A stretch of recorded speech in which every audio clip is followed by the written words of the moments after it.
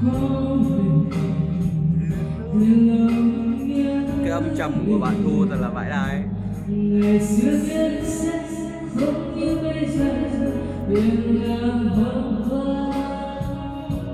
Lời người yêu bé tiếng rất thanh cao bên trong nỗi đau.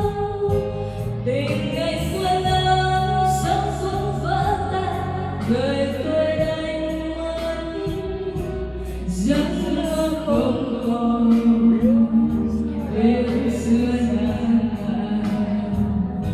Vâng anh trên đường biển thơm thắm khóc mà người với tôi cùng tôi tìm chết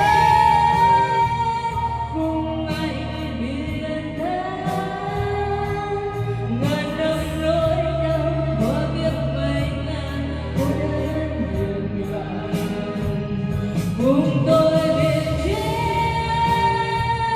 cùng anh biển